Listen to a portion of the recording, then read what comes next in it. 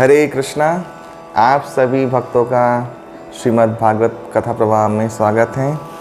हम लोग क्रमिक पर्याय से श्रीमद् भागवत प्रथम स्कंध का वर्णन सुन रहे हैं और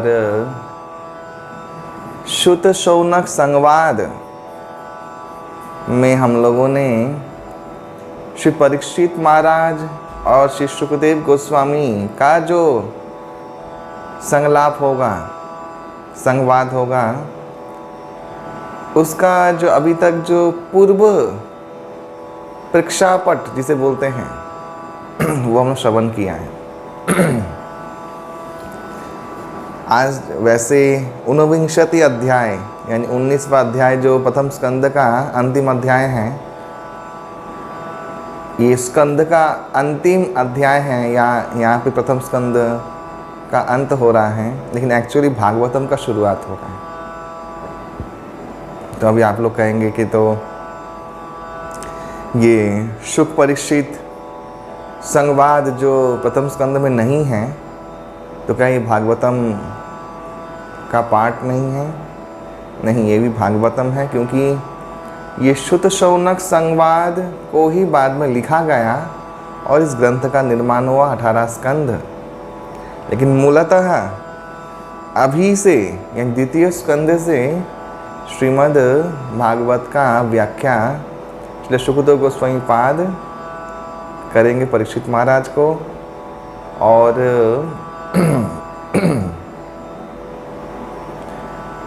अभी तक जो वर्णन सुना वो है उसकी, ये जो संलाप होगा उसकी प्रेक्षापट भूमिका, कैसे कैसे कैसे कैसे यहाँ तक कथा पहुँचती हैं और उसके बाद कैसे श्रीमद् भागवत जो भगवत महिमा संकीर्तन, याद कीजिए वो 10 विषय, अतः सर्ग अत्र सर्ग विसर्गस्य स्थानं पोषणमूर्तयः मन्वंतरेशानुकथा निरुद्धो मुक्तिराश्रयः, ये 10 विषय का जो वर्णन है ये अभी प्रारंभ होगा। तो आइए हम लोग भगवान से आशीर्वाद प्रार्थना करके, उनकी विभूतियों से, उनके शुद्ध भक्तों से प्रार्थना करके श्रीमद् भागवत में प्रवेश करते हैं और आज का अंतिम जो अध्याय है उसको ध्यानपूर्वक श्रवण करते हैं। ओम अज्ञानतिमिरान्धस्य ज्ञानाञ्जनशलाकया चक्षुरुन्मीलितं येन तस्मै श्रीगुरवे नमः। श्रीचैतन्यमनोभीष्टं स्थापितं येन भूतले स्वयं रूपकदा मह्यं ददाति स्वपदान्तिकं। वन्देऽहं श्रीगुरो श्रीयुतपदकमलं श्रीगुरून् वैष्णवांश च श्रीरूपं साग्रजातं सहगण रघुनाथान्वितं त्वं सजीवं साद्वैतं सावधूतं पर्यनशयितं कृष्णचैतन्यदेवं श्रीराधाकृष्णपदान् सहगण ललिता श्रीविशाखान्वितांश्च। नमयो विष्णुपादाय कृष्णप्रेष्ठाय भूतले श्रीमते भक्तिवेदान्त स्वामिन् इति नामिने। नमस्ते सारस्वते देवे गौरवाणी प्रचारिणे निर्विशेष शून्यवादी पाश्चात्यदेशतारिणे वाञ्छाकल्पतरुभ्यश्च कृपा सिन्धुभ्य एव च पतितानां पावनेभ्यो वैष्णवेभ्यो नमो नमः।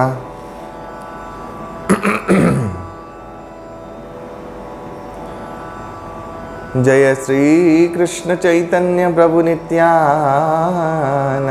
श्री अद्वैत गदाधर श्रीवासादि गौर भक्तवृंद। हरे कृष्ण कृष्ण कृष्ण हरे हरे, हरे राम राम राम हरे हरे।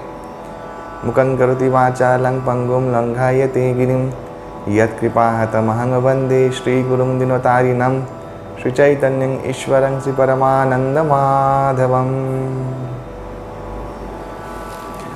ओम जन्मादि यस्य यतः अन्यादितरस्सर्तेषु विघ्नस्वराट् तेन ब्रह्मऋतजादिकवये मुह्यन्ति यत्सूरयः तेजो वारिमृदां यथ विनिमयो यत्र सर्गं मृषाः धाम्ना स्वेन सन्यस्तकुहकं सत्यं परम धीमहि नारायणं नमस्कृत्यं नरं चैव नरोत्तमं देवीं सरस्वतीं व्यासं ततो जयमुदीरयेत् नष्टप्रायेषु भद्रेषु नित्यं भागवत सेवया भगवती उत्तमश्लोके भक्तिर्भवति नैष्टिकी नाम संकीर्तनं यस्य सर्वपापप्रणाशनं प्रणामदुःखशमनस्त्वं नमामि हरिं परं। हरिः ओम तत्सत्। श्रीमद् भागवत को प्रणाम करते हैं। त्वमादिदेवं करुणानिधानं तमालवर्णं सुहितावतारम् अपार संसार समुद्र सेतुं भजामहे भागवत स्वरूपम। ग्रंथराज श्रीमद् भागवत की जय। श्री श्री शुकदेव गोस्वामी परीक्षित महाराज की जय। श्री श्री सुत गोस्वामी श्री शौनकादि ऋषिगण की जय। भगवान वेदव्यास जी की जय।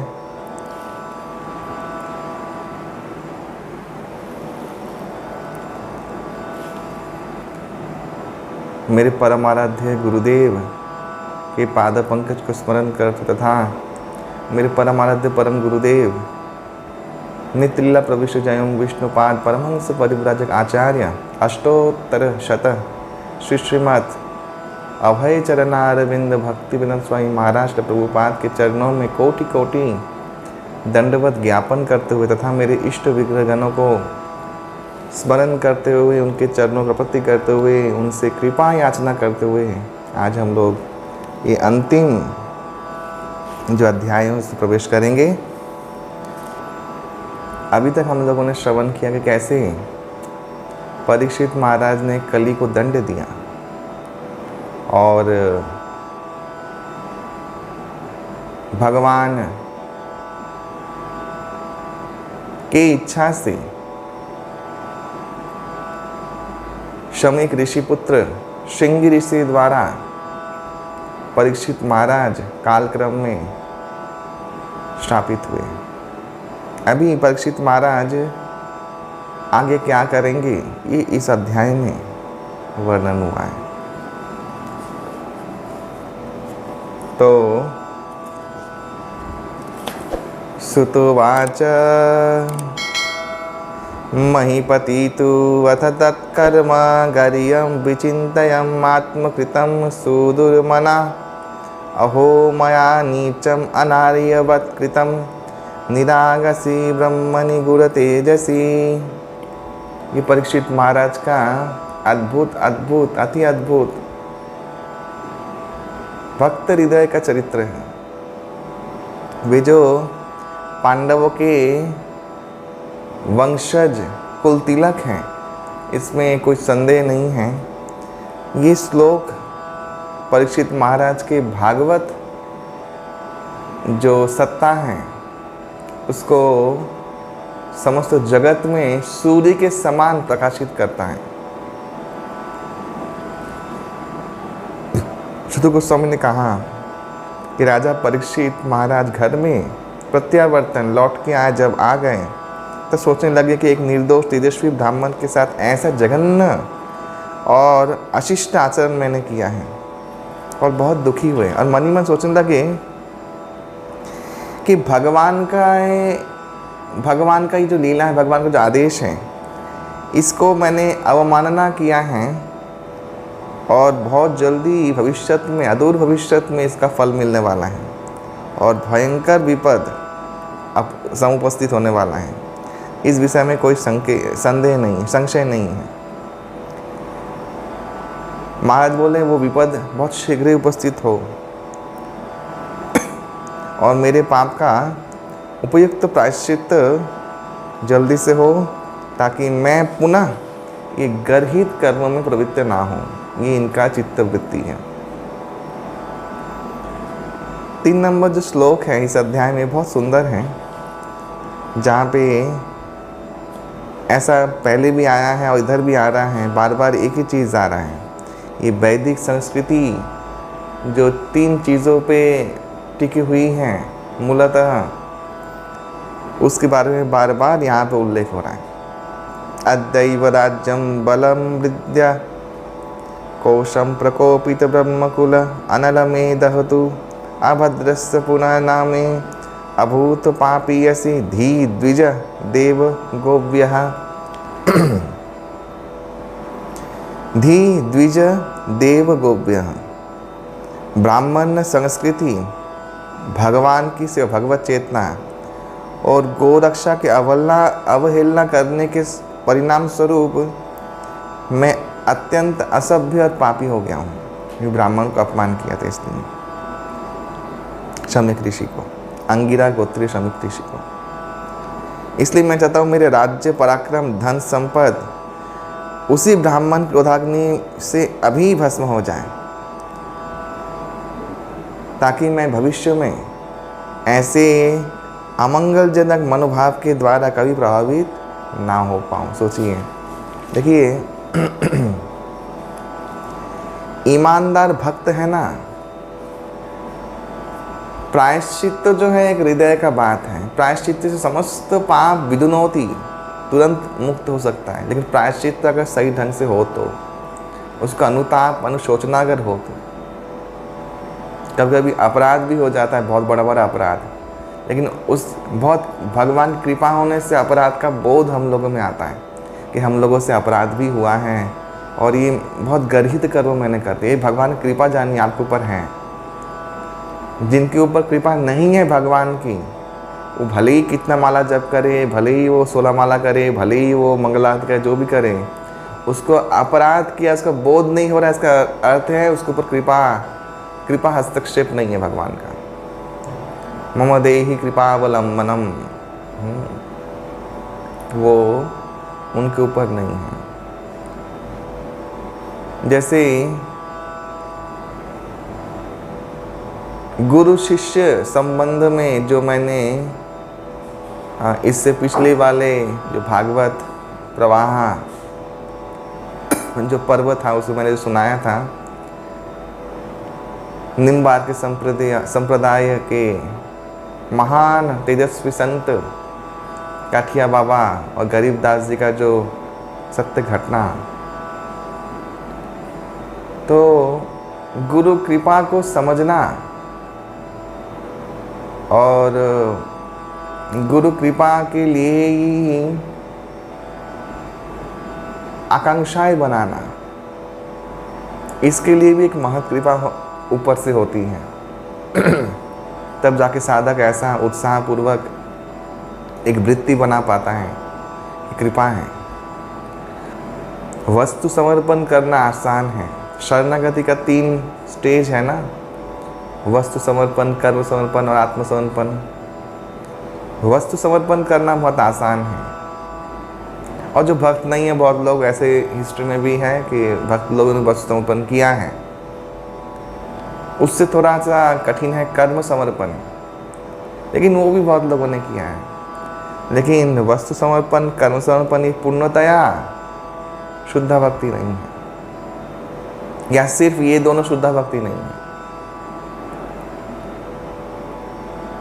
शुद्ध भक्ति का पराकाष्ठा यही है कि मैच्योरिटी बढ़ते बढ़ते वस्तु कर्म समर्पित होने के बाद आत्मसमर्पण के पर्याय में वो आए, उस स्टेज में आए और आत्मसमर्पण कर पाए। यह है पूर्ण शरणागति। आत्मनिक्षेप कार्पण्ये शरविद इति शरणागति। आत्मनिक्षेप कार्पण्ये, आत्मसमर्पण, जो भगवान ने गीता के अंतिम अध्याय में कहा है, मामेकम शरणं व्रज, वो आत्मसमर्पण करने के लिए कहा है। कर्म समर्पण करने के लिए भी नहीं कहा है, ना वस्तु समर्पण करने के लिए कहा है। आप आत्मसमर्पण किए तो सब कुछ समर्पित हो गया, और वो अंतिम है शरणागति का। और शरणागति अंतिम साधन मार्ग है, अंतिम और सर्वोच्च, इससे ऊपर और कोई साधन मार्ग नहीं है। तो शरण ग्रहण करना तभी कर पाएंगे जब हृदय ऐसे तैयार होगा, अपराध बोध हो, प्रायश्चित हो, होता है, गलती हो सकता है। परीक्षित महाराज से गलती हो, अपराध हुआ, लेकिन अपराध का बोध कितना प्रचंड है। जिस प्रचंड, अभी आप लोग कहेंगे कि अच्छा श्राप तो मिला है उनको, वो अपराध का वो जो फल है उसके स्वरूप ही श्राप मिला है, तो वो जो अपराध किया है वो जो श्राप है वो दोनों एक दूसरे को ख़त्म करेंगे। लेकिन परीक्षित महाराज के केस में ऐसा नहीं हुआ। वो श्राप सुन के बहुत आनंदित हुए कि श्राप दिया है मुझे। वो खुद ही अनुशोचना कर रहे थे। ईमानदार भक्त जब अपराध बोध करता है तो खुद को खुद ही दंड देता है। जानिएगा, जो दंड दे रहा है ना खुद को, ऐसा महान भक्त इस पृथ्वी में दुर्लभ है, अति दुर्लभ है। अकेले में कोई अपने आप को दंड दे, ये बहुत ही विरला जीव कर सकता है। अनुशोचना करता है, तपाता है अपने आप को, वो महान महापुरुष है। परीक्षित महाराज ऐसे हैं, बहुत अंदर से अनुशोचना हो रहा है, क्योंकि उनके ऊपर महत कृपा है, हमेशा बना हुआ है वरद हस्त। जो लोग अपराध बोध, अपराध हुआ है उसका बोध नहीं रखते हैं, उसका भक्ति ऊपर नीचे जा रहा है, परंतु तो कृपा सर्वनाश तक प्राप्त हो सकता है, इसमें कोई संदेह नहीं है। क्योंकि कृपा नहीं है, कृपा उठ गई है, ये हमेशा याद रखिएगा। आप गलती कर सकते हो, लेकिन आप विनीत भाव से स्वीकार करके उत्तापित हो रहे हो, आपके ऊपर कृपा है, भगवत कृपा है। बहुत लोग पूछते हैं कृपा है कैसे समझेंगे, ये सब एक समझने का लक्षण है, ये एक तरीका का लक्षण है कि आपके ऊपर वरद हस्त है। तो ऐसे भगवान कृष्ण के विष्णुरात नाम से विख्यात परीक्षित महाराज, क्योंकि भगवान विष्णु ने उनको रक्षा किया था, इसलिए विष्णुराताय बोलते हैं, विष्णुरात। तो परीक्षित महाराज के ऊपर तो भगवान कृष्ण, समस्त महाभागवत पांडवों का, कुंती महारानी का, भीष्म पितामह का, सबका आशीर्वाद वर्षित हो ही रहा है, तो कृपा तो है। इसलिए वो जो हुआ था कली के प्रभाव से, वो उनकी गलती नहीं थी, लेकिन फिर भी वो अपने आप को दंड देने के, मैं ऐसा कैसे कर सकता हूँ, ब्राह्मणों का ऐसा मैंने अनादर किया। सचिंतन इत्थम मत अश्विनोत यथा मुने सुत उक्त निर्यति तक्षकाख्य स साधु मेने न चिरेन तक्षक अनलम प्रसक्तस्य विरक्ति ही कारणम। जब ऐसे अनुशोचना कर रहे थे, 4 नंबर श्लोक में दिया है, जब ऐसे अनुशोचना कर रहे थे तब इस संवाद उनको मिला कि ऋषि पुत्र श्रृंगी ऋषि ने उनको अभिशाप दिया है, और इसके फलस्वरूप 7वें दिन में, आश्चर्य के 7 दिन में तक्षक के दंशन में अचिरे उनका मृत्यु होगा। राजा इस संवाद को शुभ संवाद समझे कि ये तो बहुत शुभ चीज़ है, क्योंकि इसके फलस्वरूप मुझे तुरंत ही वैराग्य संपत्ति प्राप्त होगी। वैराग्य सबसे बड़ी संपत्ति है। यहाँ पे भगवत सेवा पूजा या भगवत चेतना, ब्राह्मण और गो रक्षा, ये तीनों को समाज का मूल बताया है। जो मैंने हमेशा कहते आए उस स्कंद पुराण के श्लोक के अनुसार, ये तीन बहुत मूल चीज़ है। गो, ब्राह्मण, हिताय च, हम लोग प्रणाम करते भगवान को। गो ब्राह्मण हिताय च, भगवान गो ब्राह्मण को क्यों रक्षा करना चाहते हैं? क्योंकि समाज में जितने भी सांस्कृतिक संस्कार हैं, धर्म संस्कार, धर्म चेतना है, ये इन दोनों से ही आता है और किसी से नहीं। धर्म चेतना, धर्म बोध, संस्कार इत्यादि के जो स्रोत है वो है गो और ब्राह्मण। इसीलिए वैदिक सभ्यता नष्ट हुआ, क्योंकि गो और ब्राह्मण दूषित हुए। गो रक्षा हम लोग नहीं कर पाए। इसके मूल मध्य में तो यही कारण है और कोई कारण नहीं है। आज भी ब्राह्मण धन प्रतिष्ठित हो जाएं और गौ माताओं की रक्षा हो जाए, आज इस कराल कलिकाल में फिर वापस वो दिन आ जाएंगे, इसमें कोई संदेह नहीं। हम सब वैष्णव लोग ये सब दीप्त कंठ में घोषणा करते हैं, अगर ये होता है तो वैसा ही दिन आएगा जो भागवतों में पढ़ रहे हैं। इसमें इस सब संत लोगों ने स्वीकार किया है, सभी संत लोगों ने, सभी संप्रदाय के संत लोगों ने स्वीकार किया है। बार बार देखिए भागवतम में बहुत जगह पे आ रहा है। ये सब बहुत ही वैज्ञानिक भाषाएं हैं जो भागवतम में जगह जगह भी प्रयोग किया गया है। हम लोग पढ़ते हैं, हम लोग ऐसे ही पढ़ के चले जाते हैं, लेकिन उसमें जो मूल विषय क्या है वो जानना बहुत ज़रूरी है। ब्राह्मणों की सुरक्षा होगा, गोरक्षा होगा, अपने आप धर्म शिक्षा उनमें से श्रावित होगा और धर्म बोध कराने लायक पौष्टिक रस गोरस से श्रावित होगा। ये दोनों मिलके कोई व्यक्ति संस्कार धारण करने के लिए योग्य होता है। शुद्ध सत्ता ये प्राप्त होता है एक मनुष्य को, एक जीव को मनुष्य जन्म लेने के बाद।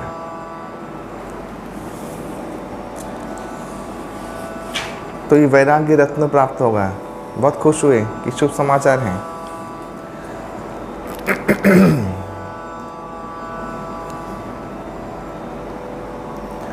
अतो विहाय इमं अमुं च लोकं विमर्शितो हेयतया पुरस्तात् कृष्णांग्री सेवाम् अधिमन्यमाना उपाविशात् प्रायम् अमर्त नद्याम।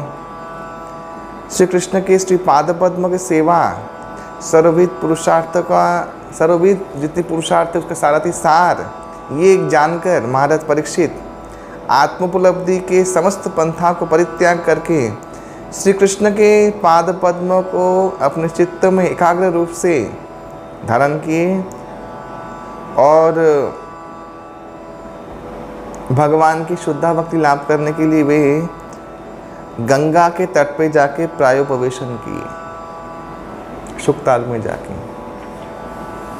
जहाँ अलकनंदा प्रवाहित होती है, भागीरथी प्रवाहित होती है, वहाँ पे जाके उस उत्तराखंड में जाके वे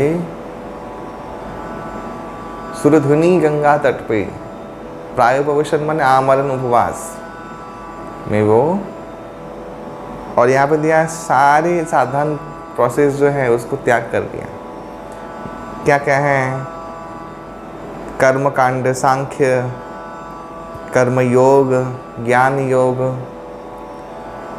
हठ योग, ये समस्तों को परित्याग कर दिया।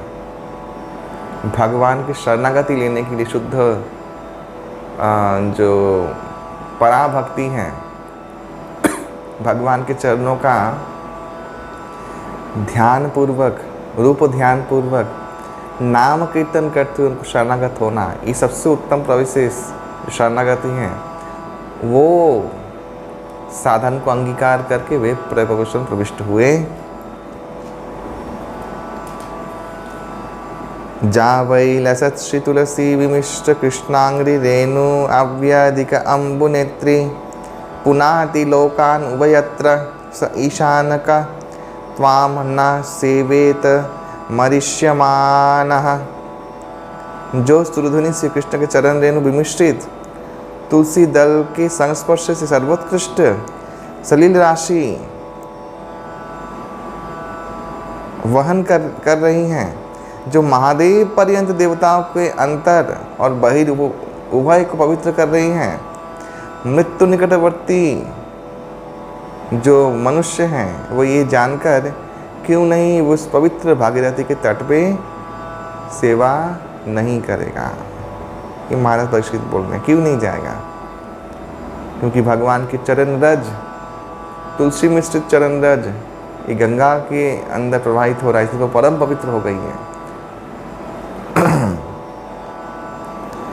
गंगा परम पवित्र इसलिए है क्योंकि पदन खनी रजनीता जन पावन, जयदेव ने गाया है।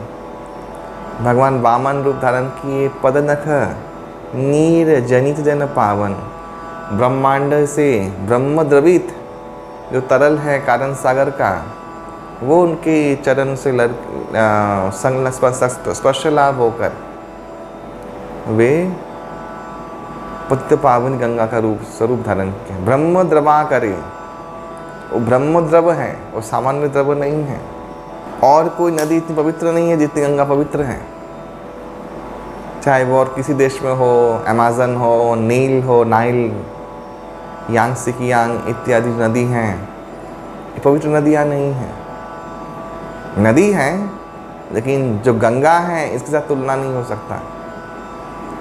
हाँ, पतित पावनी गंगा है, समस्त पाप राशियों को तत्क्षणात भस्म करने वाली ये गंगा, क्योंकि भगवान के चरण धूलि उसमें मिश्रित हैं। और गंगा से भी अधिक पवित्र है जमुना जी, क्योंकि जमुना जी पटरानी है भगवान की, और भगवान का नित्य संग, और जमुना जी को राधा रानी का संग प्राप्त होता है। इस जमुना जी और भी पवित्र और भी महिमा मंडित है। यहाँ पे प्रभुपाद जी ने कहा कि गंगा ही यमुना बनती है। यहाँ पे एक चीज़ बहुत सुंदर कहा है, वाराह पुराण के एक उदाहरण अनुसार सूर्यदेव गोस्वामी पाद ने बोला, गंगा यमुना में उनके जल में कोई भेद नहीं है। जब गंगा जल शतगुण में अपवित्र हो जाता है तब वो जमुना का रूप धारण करता है। ऐसा यहाँ पे प्रभुपाद ने लिखा है। वो एक ही चीज़ है, भाव अलग अलग होके अलग अलग रूप में वे अलग अलग रूप से संग करती है भगवान का।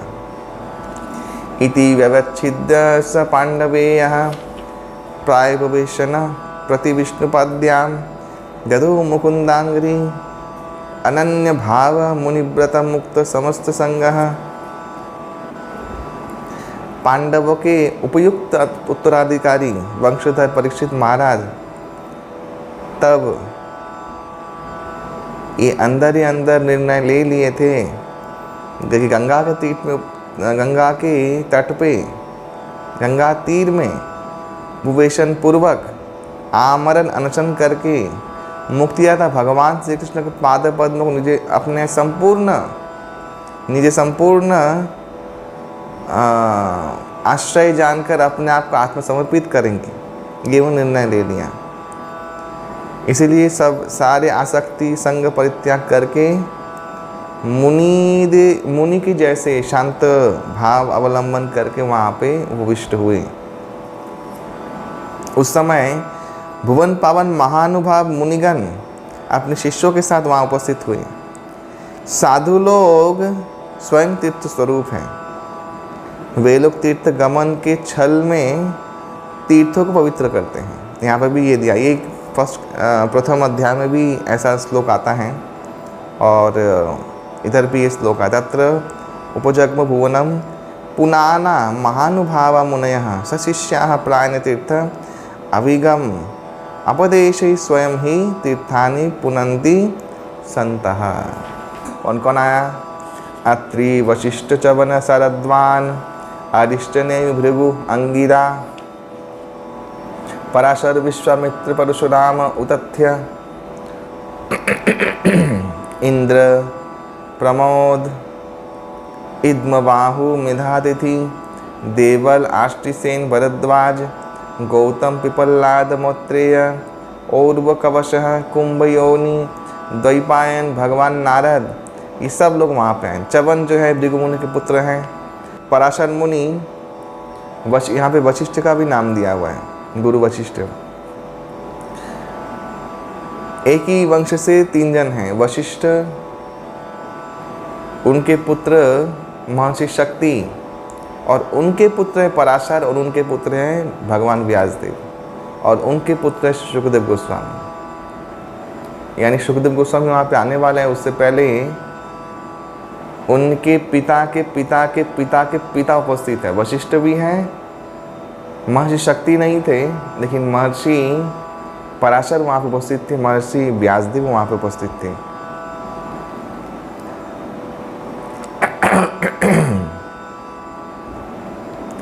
कुंभ योनि वह अगस्त, कुंभ से जन्म हुआ इसलिए अगस्त मुनि। और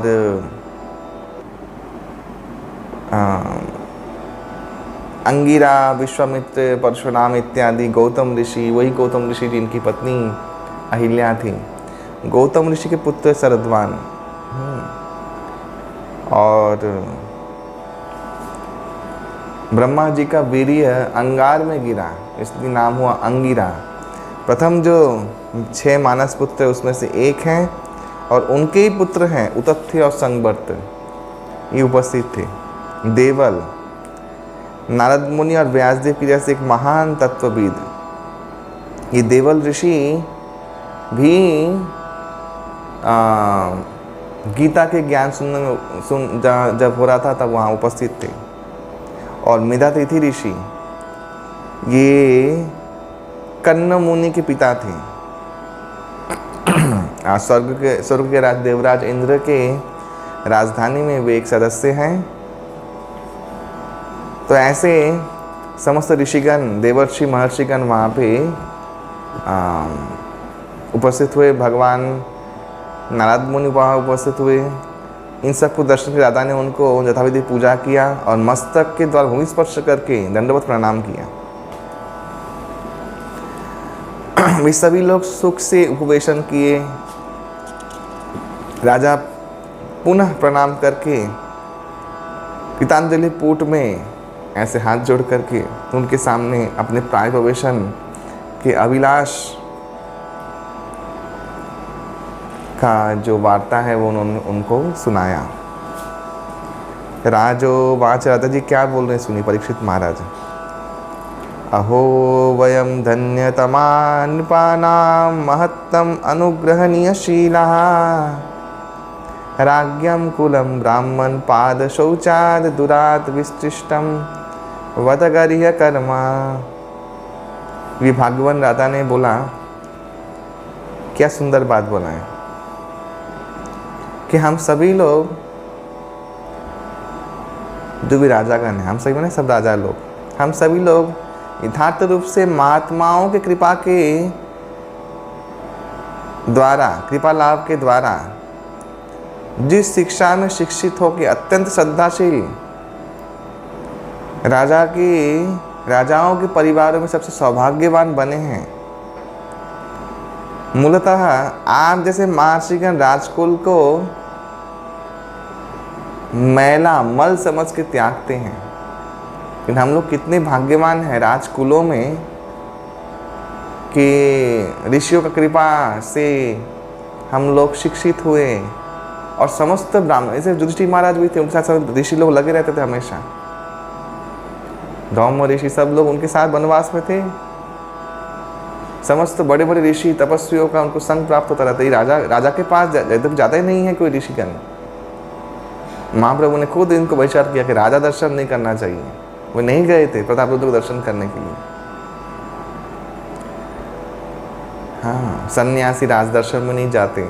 लेकिन ये महाभागवत भक्तगण इतने प्रतापी थे कि भगवान इनके पास आते थे, पांडवों के पास। तो ऋषिगण वहाँ पे जैसे मधुमक्खी जहाँ पे मधु होता है वहाँ पे उसका आकर्षण ज़्यादा होता है, ठीक ऐसे ही वे लोग हमेशा पांडवों के परिवारों से युक्त रहते थे, चिपके रहते थे, ऐसा सोचिए। तो बोले हम लोग बहुत भाग्यवान हैं। समस्त राजवंश बहुत सारे हैं लेकिन हम लोग भाग्यवान हैं। सोचिए, महाराज परीक्षित प्रागवचन उपविष्ट हुए, सब ऋषिगण आ जाए, दिव्य ऋषिगण आ गए। क्या प्रताप थे वे। प्रताप बोल रहे हैं कि चिन्मय और जगत जगत के नियंता परमेश्वर भगवान ब्राह्मण के शाप रूप में मुझे अत्यंत कृपा किए हैं। मैं निरंतर गृह के प्रति आसक्ति था, अपने घर के प्रति, और भगवान ने मेरा रक्षा किया है। इसलिए इस तरीके से मेरे सामने वे उपस्थित हो रहे काल रूप में, ताकि भयवश मैं इस जगत के प्रति विरक्ति लाऊं। ये क्या सुंदर चेतना है, सोचिए। ये कृपा का अनुभव कर रहे हैं। ये कृपा समझना ये सबकी बस की बात नहीं है। ये कृपा समझने के लिए बहुत समय साधना में और बहुत समय अंतरंग विषयों से तप के फिर वो अनुभूति वो रियलाइजेशन होता है। ये परीक्षित महाराज आज बोल रहे हैं। ये ऐसे ही जस्ट मुंह से भाषा के द्वारा ऐसी वर्ड जगरी नहीं कर रहे हैं, वो हृदय से वे बोल रहे हैं कि क्या भाग्यवान हूँ मैं। भगवान काल रूप में आ रहे हैं दर्शन देने के लिए, और इसीलिए क्योंकि मैं विरक्ति रत्न को लाभ करूँ। संसार से विरक्ति होना, ये इसको धन संपद माना गया है साधुओं के जगत में, उसे बोलते वैराग्य रत्न।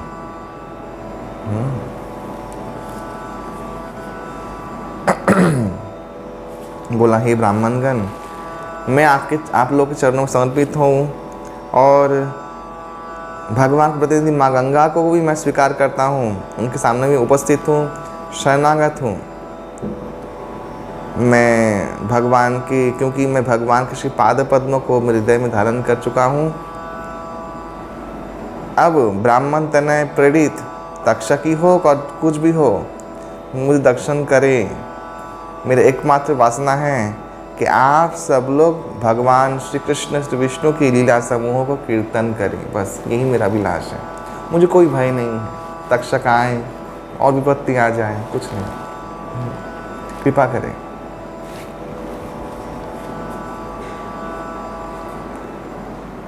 पुनः च भूयात भगवती अनंते रति प्रसंग च तत् आश्रयेषु महत्सु याम उपजामि सृष्टिं मैत्री अस्तु सर्वत्र नमः द्विजेभ्यो।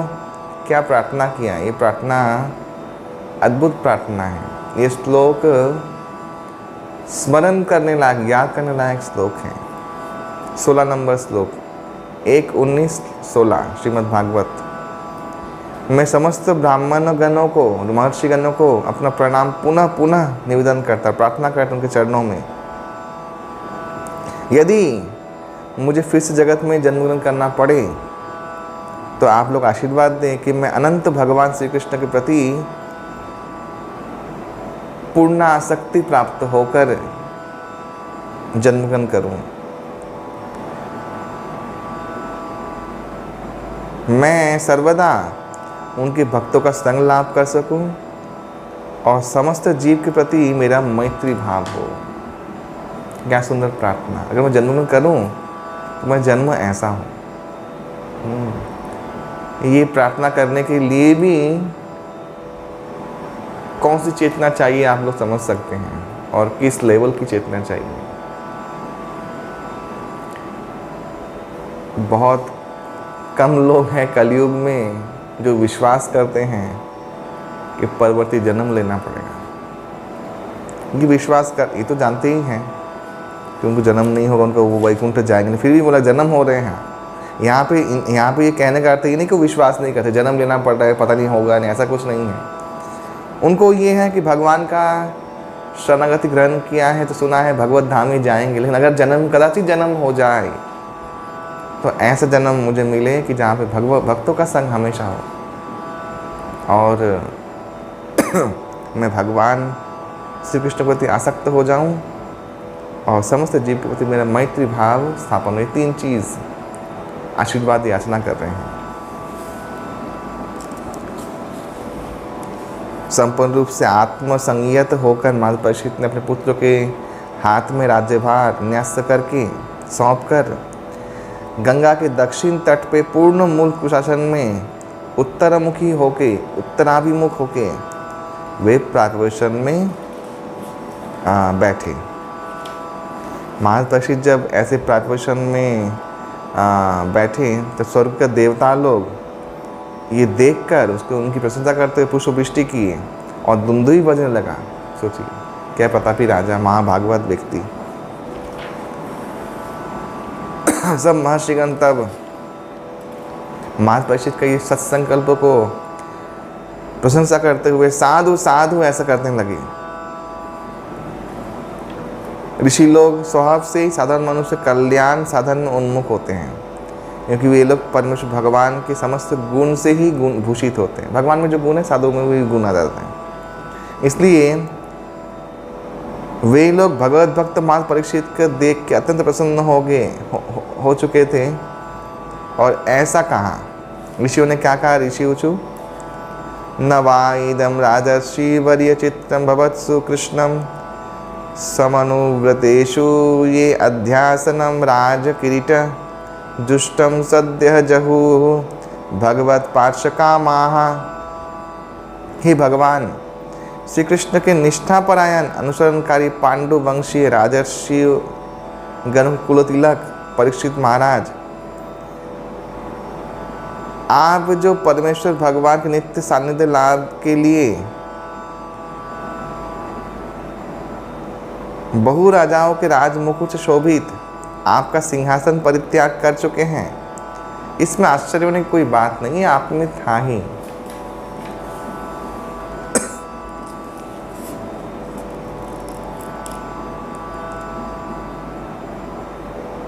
फिर क्या बोले कि जब तक भगवान के श्रेष्ठ भक्त आप महापरीक्षित भगवत धाम में नहीं चले जाते, तब तक हम लोग यहाँ भी उपवेशन करेंगे आपके साथ। सोचिए ऋषिगण कितने कृपामय हो गए महापरीक्षित के ऊपर। ऋषि लोग जो बोल रहे थे वो अत्यंत श्रुति मधुर, गंभीर, अर्थपूर्ण और पूर्ण सत्य था। इसलिए वो सुनकर महापरीक्षित श्री कृष्ण कार्यकलाप सुनने के लिए अभिलाष करने लगे और महर्षि का अभिनंदन करते हुए बोलने लगे कि हे महर्षिगण, आप सभी अत्यंत कृपापरवश होकर ब्रह्मांड के समस्त विभिन्न जगहों से आप लोग यहाँ पे आए हैं। आप सभी लोग त्रिभुवन के ऊर्ध्व सत्यलोक विराजमान मूर्तिमान वेद समूह के जैसे हैं, क्योंकि किसी और के प्रति अनुग्रह करना आप लोग का स्वभाव है। ये छोड़कर तो आप लोग के जीवन में और पर्वतीय जीवन में आप लोगों का कोई स्वार्थ नहीं है। निस्वार्थ, साधु लोग पर निस्वार्थ, उनका जाना माने कल्याणकारी। जहाँ पे साधुगण जाते हैं, जहाँ पे गो ब्राह्मण साधु लोग जाते हैं, वहीं पे देवता लोग का कृपा रहता है। ये याद रखिए, साधु आपके घर में जा रहा है माने आपके ऊपर समस्त देवताओं की कृपा है, भगवान की कृपा है। नहीं जाते यानी सब जितना भी कर्मकांड दे मारे, बहुत भयानक पूजा कर ले, रुद्राभिषेक अनंदन कर ले, कुछ नहीं होने वाला उससे, कोई लाभ नहीं होने वाला, एक अक्षर लाभ नहीं होने वाला। इतनी सत्य बात है।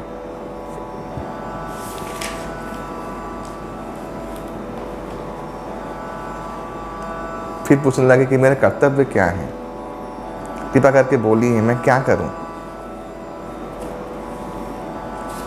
तब जब ऐसा वो पूछ रहे थे, उस समय भगवान व्यासदेव के परम शक्तिमान पुत्र अपनी इच्छा क्रम से पृथ्वी का पर्यटन करते करते वहाँ पे उपस्थित हुए।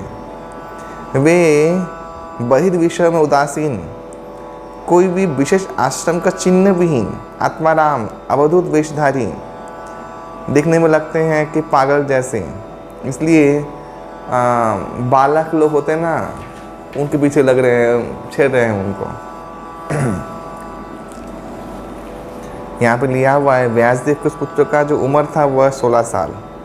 उनके चरण, हाथ, जंघा, बाहु, स्कंद, कपोल और समस्त अंग बहुत सुंदर सुगठित थे। उनकी जो दृष्टि थी, उनकी जो आंखें थी, चक्षु था, वह अत्यंत सुंदर और आकर्ण विस्तृत, नासिका उन्नत था, कान एक ही माप की शंखाकृति और मुखमंडल था अत्यंत आकर्षणीय और कंठदेश था अत्यंत सुगठित और शंख के द्वारा सुंदर, शंख के जैसा सुंदर। कंठ के अधोभाग में अस्थि मांस द्वारा आवृत था। ये जो कंठ बहुत लोग का बाहर होता है, लड़कों का बहुत बड़ा दिखता है, नहीं, उन मांस द्वारा ऐसा है कि वो कला बहुत सुंदर दिखती, रेखा विशिष्ट। वक्षस्थल विशाल समुन्नत, नाभिमंडल बहुत गंभीर यानी बहुत ही गहरा, और उदर में त्रिवली रेखा अंकित है। उनके बाहुजुगल दीर्घ और कुंचित केशदाम, उनका सुंदर मुखमंडल के ऊपर इतस्त विकीर्ण है और सब दिशाओं को उन्होंने ओढ़ के रखा है, दिगंबरी हैं। और उनका अंग कांति अमरोत्तम श्री कृष्ण के जैसे अति रमणीय है। वे श्याम वर्ण के हैं, नव यौवन उनमें उपस्थित है, इसलिए बहुत सुंदर हैं। उनका देह का सौंदर्य, मधुर हंसी, रमणीय गणों के पास भी बहुत ही रमणीय विषय था। यद्यपि वे स्वाभाविक अपनी महिमा को छुपाने का चेष्टा कर रहे थे, लेकिन फिर भी वहाँ के उपस्थित समस्त विद्वान मनुष्यगण उनका महापुरुष लक्षण देखकर, जो इस पटु थे, देखकर तुरंत ही उनको महापुरुष ऐसा संबोधन करते हुए अपने आसन से उठ खड़े हुए। महर्षि परीक्षित विष्णुरात नाम से विख्यात विष्णु के द्वारा रक्षित होने के लिए अवनत मस्तक में उनके मुख्य अतिथि सुखदेव गोस्वामी को स्वागत किए, उनको पूजा अर्चना की, उनको अर्घ्यपाद्य निवेदन करके आसन दिए। जब सुखदेव गोस्वामी के अनुगामी निर्बोध बालक बालिका लोग डर के मारे भाग गए, जो लोग उनको छेड़ रहे थे। सुखदेव गोस्वामी सर्वप्रति श्रद्धा ग्रहण करके श्रेष्ठ आसन दिया उनको, उच्च आसन। वहाँ पे वे उपविष्ट हो गए। उस सभा में ब्रह्मर्षि, राजर्षि, देवर्षि सभी लोग परिवृत होकर महावीर्यवान सुखदेव तब ग्रह नक्ष तारकार आदि से परिविष्टित होकर चंद्र के समान शोभायमान थे। समस्त ब्रह्मर्षि, राजर्षि, देवर्षि लोग हैं, उनमें से वे सुखदेव को लग रहा है कि पूरे ब्रह्मांड में जितने भी नक्षत्र हैं उसको चंद्र के समान लग रहे हैं। मन उनका तेज, उनका स्वभाव, उनका जो लक्षण है इतने देदीप्यमान और श्याम वर्ण के, नील वर्ण के थे। प्रशांतमासीनम अकुंठमेधसं मुनिं निपु भागवत अभुपेत्य प्रणम्य मूर्ध्ना अवहीत कृतांजलि नत्वा गिरा शून्यतया अन्न पृच्छत। तब मुनिवर सुखदेव गोस्वामी शांत चित्त अवस्था में उपविष्ट हुए। उनकी बुद्धि थी बहुत तीक्ष्ण और वे निसंकोच समस्त प्रश्नों का उत्तर देने के लिए प्रस्तुत थे। परम भागवत महर्षि परीक्षित तब उनसे अवनत मस्तक प्रणति निवेदन करके हाथ जोड़ करके सुमधुर वचन में प्रश्न करने लगे। परीक्षित ने कहा, अहो अद्य वयं ब्रह्मन् सत्सेव्या खत्रबन्धवः कृपया तिथि रूपेण भवद्भिस्तीर्थका कृताः। भाग्यवान राजा परीक्षित ने कहा कि हे ब्राह्मण, आप कृपा करके मेरे अतिथि रूप में उपस्थित हुए हो और इस हमारे तीर्थों को आपने पवित्र किया है। आपके कृपा से मैं अयोग्य क्षत्रिय होने के बाद भी भक्तों का सेवा करने का योग्यता को अर्जन किया है, हासिल किया है आप लोग कृपा से। क्षत्रिय होने के बाद भी आप सब महाभागवतों तो सेवा करने की योग्यता मुझे प्राप्त हुआ है। ये महाराज का, परीक्षित महाराज का सौभाग्य था।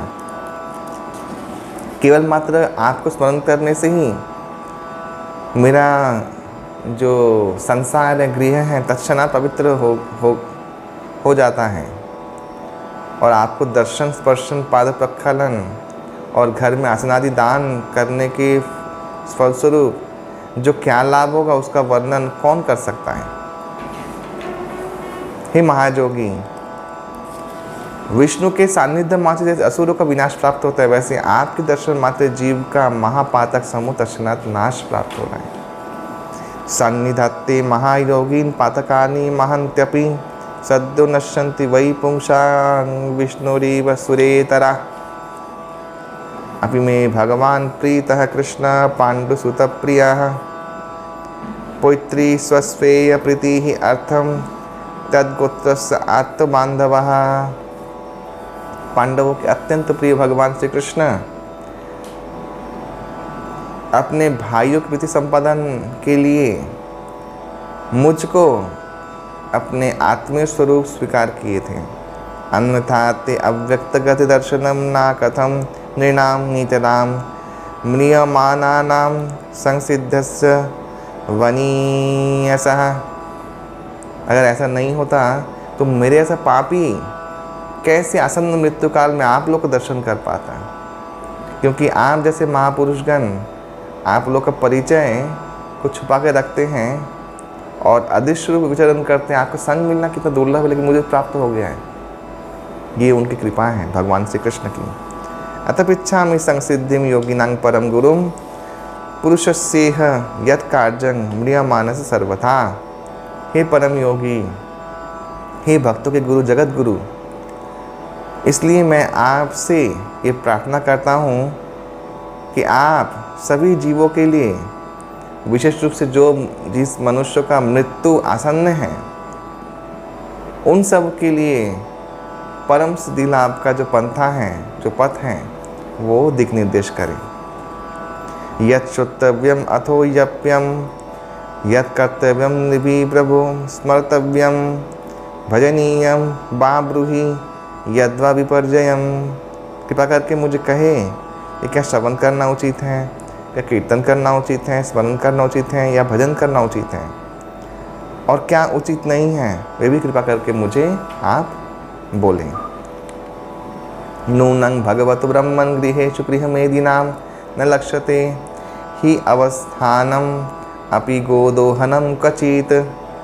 क्योंकि मैं जानता हूँ प्रभु, हे महातेजस्वी ब्राह्मण, हे वेदव्यास पुत्र, आपका दर्शन अत्यंत दुर्लभ है। क्योंकि मैंने ऐसा सुना है कि जिस समय तक एक गो दोहन होता है, गाय गाभी को दोहन किया जाता है, उसी समय तक आप किसी गृहस्थ के घर में द्वार में आप ठहरते हैं, उसके बाद चले जाते हैं। श्रुतोवाचः एवं आभाषितः पृष्टः स राज्ञा श्लक्ष्णया गिरा प्रत्यभाषतः धर्मज्ञ भगवान वादरायणी। श्री गोस्वामी ने कहा कि राजा परीक्षित मधुर संभाषण में ऐसे प्रश्न जब किए थे सुखदेव गोस्वामी के निकट, तब वे धर्मज्ञ महापुरुष भगवान व्यास नंदन सुखदेव गोस्वामी ने उत्तर देना शुरू किया। तो यहाँ पे ख़त्म होता है प्रथम स्कंध, और द्वितीय स्कंध से अभी वे प्रश्नों का उत्तर देंगे, और ये पूर्ण भागवत, हाँ, 10 विषयों का वे वर्णन करेंगे। कभी समय मिला तो जैसे 28 पर्वों में हम लोगों ने प्रथम स्कंध समाप्त किया है, तो ठीक कभी समय मिला तो भगवान कृपा से हम लोग आगे का संकल्प लेंगे। और ये सत्संकल्प शुरू हुआ था, आज एक पर्व इसका समाप्त हुआ, श्रीमद् भागवत कथा प्रवाह। और प्रथम स्कंद हम लोगों ने भगवान कृपा से, श्री प्रभुपाद और महत वैष्णव कृपा से हम लोगों ने संपन्न किया। यहाँ से शुरू होता आगे का चर्चा, श्रीमद् भागवतम का समस्त उपाख्यान, ब्रह्मा नारद संवाद, कपिल उपाख्यान, और बहुत सुंदर सुंदर इतिहास का वर्णन सुखदेव गोस्वामी पाद परीक्षित महाराज के समक्ष वर्णन करेंगे। और ये जो कथन सुनाएंगे, जो सब चरित्र सुनाएंगे, ये प्रश्नों का उत्तर से सुनाएंगे कथा के माध्यम से। कोई प्रश्न किया तो बोलेंगे अच्छा ऐसा हुआ था, कपिल देव के उपाख्यान, उन्होंने ऐसा उपदेश दिया था। तो क्या सुंदर ये गुरु परंपरा है। समस्त सम्यक ज्ञान को उपस्थित करने के लिए जो प्रेजेंटेशन चाहिए है, वो अगर सीखना है तो आपको भागवत से सीखना है और सुखदेव गोस्वामी पाद से सीखना है। कैसे प्रेजेंट करते हैं किसी व्यक्ति को सत्य का दर्शन करवाने के लिए। देखिए उसमें कथा है, उसी चीज़ में दर्शन भी दे देंगे, फिलोसफी। जैसे जड़वत उपाख्यान है, जड़वत की कथा बता दी, जड़वत के साथ जो वार्तालाप हो रहा है महाराज रघुगण का, उसमें उपदेशावली है। हाँ, बहुत सुंदर स्टाइल है भागवतम का ही पढ़ने का। बहुत ही माने जो लोग पढ़ते हैं रस पाते हैं इसमें, और जो लोग शास्त्र संस्कृत चर्चा करते हैं उनको इसमें बहुत ही रस मिलता है। ये कोई सामान्य नोवेल और कोई ऐसा मैगज़ीन नहीं है। युगों युगों से गायन हो रहा है, युगों युगों से ये चर्चा किया जा रहा है, और लगता है कि अभी तक भी सब अतिरिक्त हैं, थोड़ा सा और कुछ हो, शायद ये पक्ष भी हो, शायद वो पक्ष भी हो। ये भागवतम का एक विशेष हम लोग कह सकते हैं कि चार्म है। तो फिर कभी समय मिला, आप लोग का आज्ञा हुआ, आशीर्वाद हुआ, तो हम लोग द्वितीय स्कंध पर्यायक्रम से सुनेंगे। हरे कृष्णा। श्रील प्रभुपाद की जय। ग्रंथराज श्रीमद् भागवतम की जय। निताय गौर प्रेमानंदे। हरि हरि बोल।